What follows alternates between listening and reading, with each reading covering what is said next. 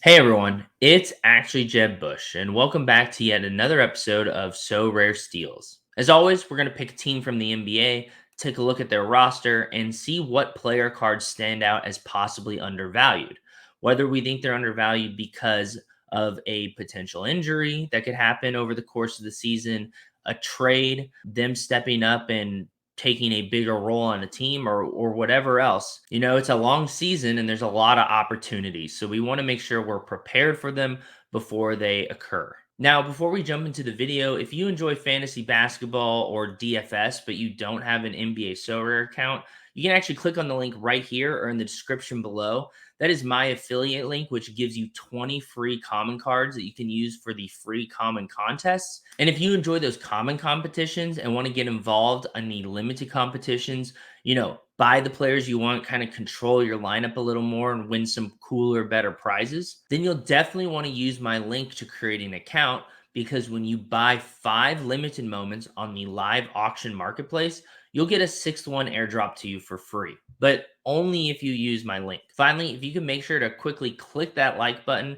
and subscribe to the channel, it's something very easy you can do that actually helps me out and this channel a lot and allows me to continue to create content like this. And with that being said, let's take a look at the Dallas Mavericks. All right, so as you can see, we have the Mavericks roster pulled up on SoRare data here. And the first player we're going to take a look at is actually Tim Hardaway Jr. Now, to start with the stats, Tim Hardaway Jr. currently has a cap of 20. He's averaging around 25 minutes a game and putting up around 12 points a game with the potential to hit about a steal a game. Now, this is not exactly spectacular. And if we look at his price at sitting at $12, $12.50, then it's really not a great deal right now. And we can take a look at his chart and see that he's kind of been sitting at that 15 to 10 range for a pretty consistent time here. And personally, I wouldn't be buying Tim Hardaway Jr. above $10.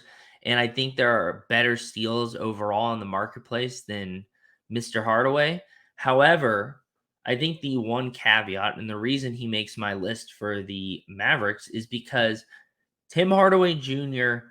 has a high ceiling potentially. Before his most recent injury that lasted quite a while, Tim Hardaway was an explosive scorer who could put up incredible stat lines. He had the potential for really solid and even somewhat consistent ceiling games. Now, this season, since coming back from his injury, if we take a look at his scores, we'll see that, here's one pretty impressive ceiling game, doubling his cap, but overall has just really not performed at that same level he was before his injury. And, coming back from an injury of this magnitude takes time.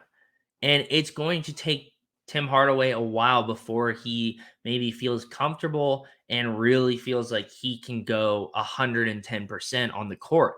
And that's why we're seeing these multiple nines in a row, a 13, a 17, a 15, a 13, a 6. If you're buying Tim Hardaway, I don't think he's someone you want to stick into your lineup anytime soon. He's probably not someone you're going to be flipping for a profit in the near future. However, I do think there's a real good chance that someone of Tim Hardaway's caliber can return to that elite performance, like putting up those ceiling games that he is capable of. So if you're buying a Tim Hardaway Jr. card, you're buying him for the long haul.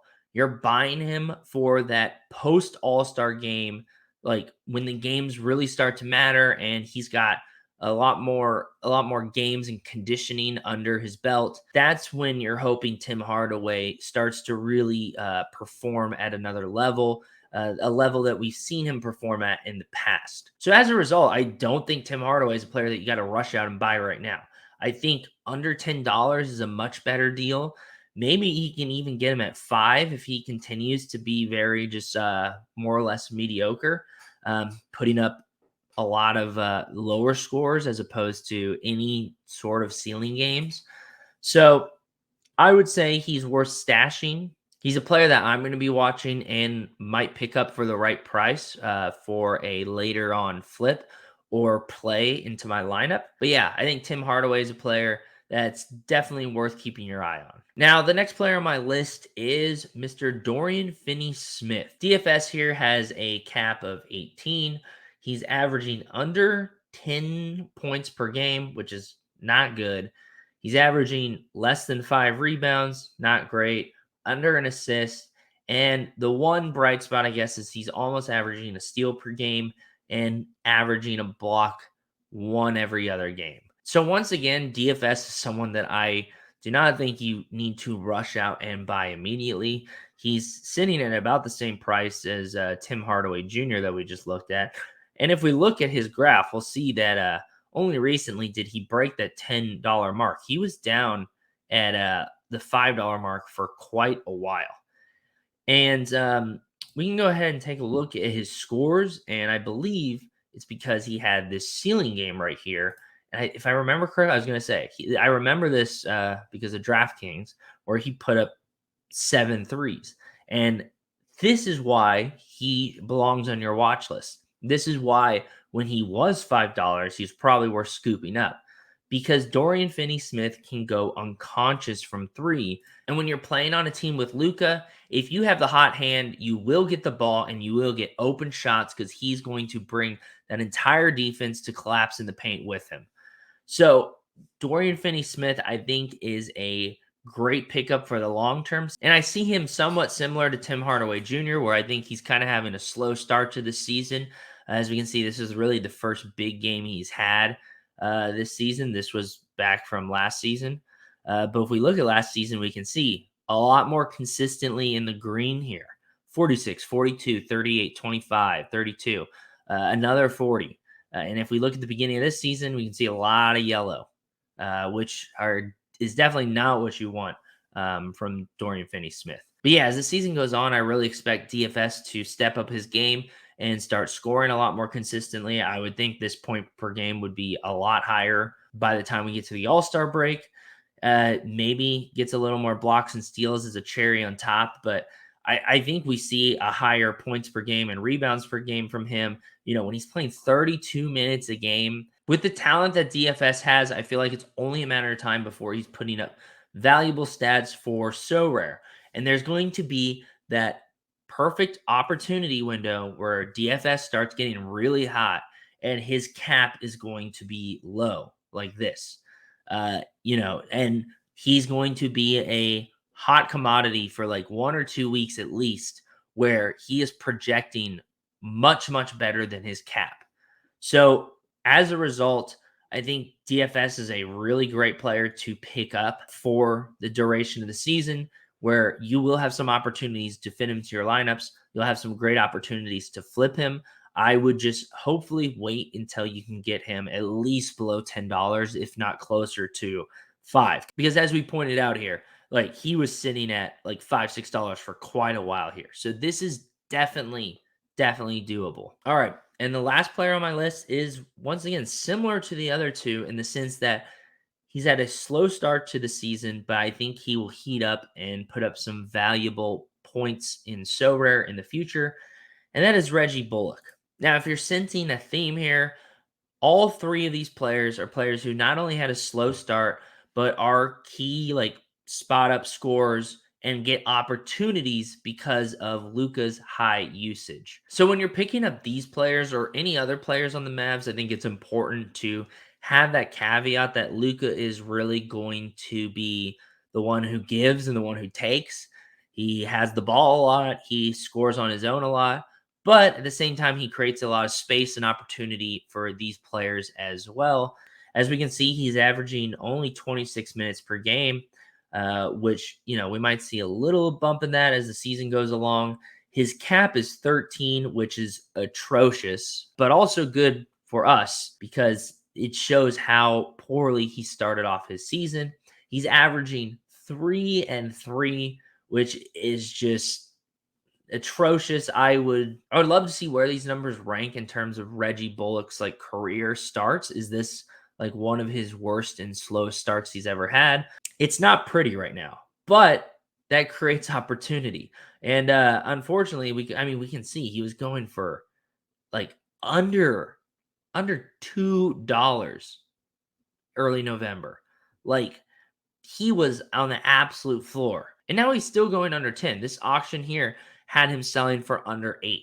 So Reggie Bullock, I think, is a lot closer to that price we want. I still feel like you might be able to get him for $5. And with all three of these players, that's kind of the price point that I would really be aiming for. Like whether it's Tim Hardaway, DFS, or Reggie Bullock, if you could send offers and snag one for $5, I think that's the sweet spot. But Reggie Bullock is a player who historically has just typically had very slow starts.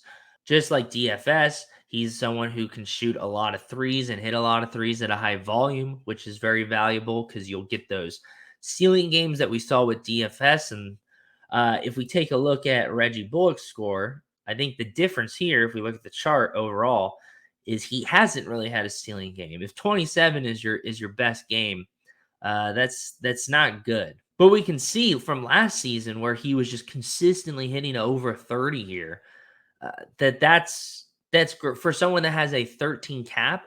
That's amazing.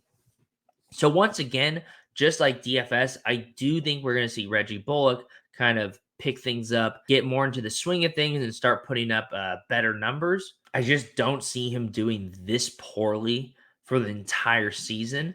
So as a result, like we said with DFS, there's going to be at least one or two windows here where having Reggie Bullock with such a low cap is going to be just amazing for lineups because he's going to be projecting super well.